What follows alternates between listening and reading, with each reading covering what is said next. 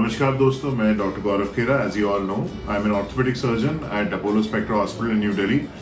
तो आज हम जिस टॉपिक के बारे में बात करने वाले हैं, इसके बारे में मैंने पहले भी आप लोगों से बात करी है, that is about PRP.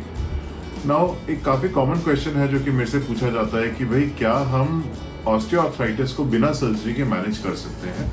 Of course हम ऑस्टियोआर्थराइटिस को बिना सर्जरी के मैनेज कर सकते हैं। देखिए, सर्जरी के अपने क्राइटेरियाज होते हैं। One of the most important criteria ये है कि फंक्शनल लॉस कितना है।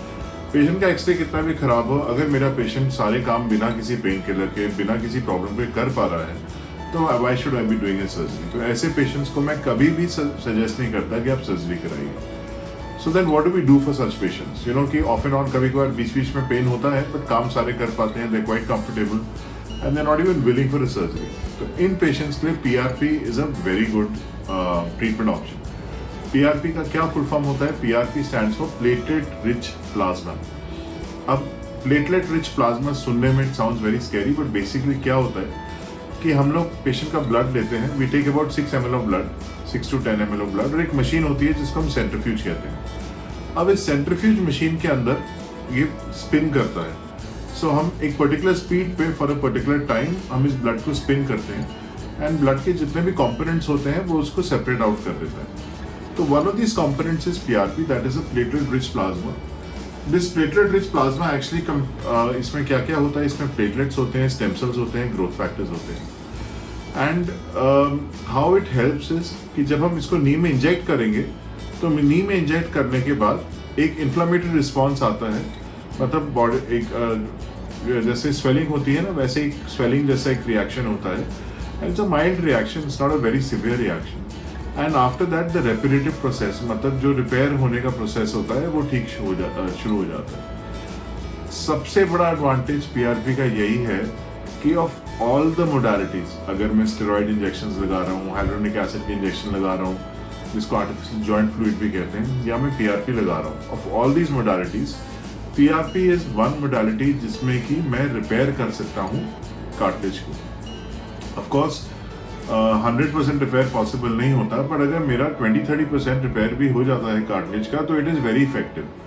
मेरा नी लाइफ बढ़ जाएगी, पेशेंट का पेन ऑलमोस्ट 80 to 90% सेटल हो जाता है, and most of the patients are without painkillers then for a very long period. अब पीआरपी के कुछ एडवांटेजेस हैं, कुछ डिसएडवांटेज हैं। सबसे बड़ा एडवांटेज ये है कि आपकी बॉडी से इसको बनाया जाता है, तो एज सच इसके कुछ एडवर्स रिएक्शंस नहीं होते हैं। ये जो कंडीशन है उससे ज़्यादा आपकी कंडीशन ख़राब नहीं होगी। एंड इसका डिसएडवांटेज ये है कि अभी तक it is still in a very experimental phase. Experimental phase का मतलब ये नहीं कि हम इसको यूज़ नहीं कर रहे हैं। We are all using it, we are all documenting our cases. I am sure there many other doctors also who are using it, and everybody is documenting these cases, और उसके केस प्रेजेंटेशंस अभी चल रही हैं। इसका अभी तक FDA approval नहीं आया है, but this is still being very regularly being used in all clinical practice. इसके काफ़ी बाकी भी यूजेस हैं, जैसे स्किन में यूज़ होता है। स्किन वाले तो इनको हेयर में इंजेक्ट करते हैं हेयर ग्रोथ बढ़ाने के लिए। सिमिलरली हम लोग ऑर्थोपेडिक्स में इसको यूज़ करते हैं टेंडिनाइटिस में, टेनिस एल्बो, गोल्फर्स एल्बो, फिर अगर हील पेन हो रहा है, प्लांटर fasciitis हो रहा है, वहाँ पे भी यूज़ करते हैं। बट द बेस्ट रिजल्ट्स जो पीआरपी के देखे जाते हैं वो ऑस्टियोआर्थराइटिस में देखे जाते हैं। अब कुछ चीज़ों का ध्यान रखना होता है कि पीआरपी, देखिए, बिकॉज आपके ब्लड से बनना है, सेंट्रीफ्यूज में बनना है, so you should be careful where you are getting an injection. First, it should be a clean environment ताकि कोई इन्फेक्शन ना हो। Second, the person should be trained in making PRP, because everything that matters in PRP is the concentration of the cells. अगर आपकी proper concentration नहीं बनेगी तो वो किसी फायदे का नहीं है। आप 5-10 हज़ार रुपये खर्च करके आ जाएंगे और कोई फायदा नहीं होगा। तो यू शुड बी केयरफुल कि where you are getting this injection. So what we have done is we have taken 8 ml of blood in a test tube and we have centrifuged it, and so now this layer on top is the PRP, this is the gel in the middle, and the lower is the RBC layer. Now this PRP we're going to extract and we'll be injecting it into the knee joint. Yeah. So we feel the infrapatellar region. छोटी सी सुई लगेगी. Go in. बस हो गया.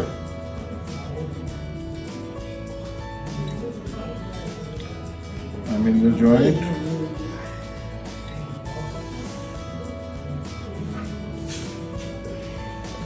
Gauze.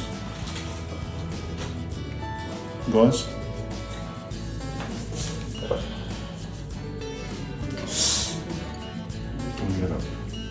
That's it. So that's how simple the PRP injection is. Now, PRP के बाद हम क्या एक्सपेक्ट करते हैं जब पेशेंट आता है करीबन क्लिनिक में हमको या हॉस्पिटल में भी लगाते हैं तो it takes about half an hour to 1 hour the total process that patient आएगा, कुछ फॉर्म्स होते हैं वो हम पेशेंट से साइन कराते हैं, then after that we take the sample को सेंट्रीफ्यूज करेंगे, then we clean the knee and we inject it, and I keep the patient under observation for about 15-20 minutes in my clinic itself. After PRP मैं करीबन 2 days का rest advice करता हूँ क्योंकि initially pen बढ़ता है, and PRP के बाद I always tell my patients to avoid painkillers because we want that inflammatory response to happen. अगर आप कोई पेन किलर खाएंगे तो वो इन्फ्लेमेटरी रिस्पॉन्स इतने अच्छे से हो नहीं पाएगा, and once that inflammatory response happens the pain progressively starts coming down. Best effect इस PRP का आता है in about 4 to 6 weeks. And we may have to repeat it, but generally I have seen that single injection is quite effective and it shows very good pain relief. So I hope आपके कुछ points PRP के बारे में clear हुए हैं, and any of you if you are having knee pain, you're not willing for a knee surgery, early osteoarthritis है, so this is a good option. There's a number which is in the ticker down below. Feel free to contact us, and I'll see you soon with a brand new video. Thank you. For more information, contact Dr. Khera's Wellness Clinic.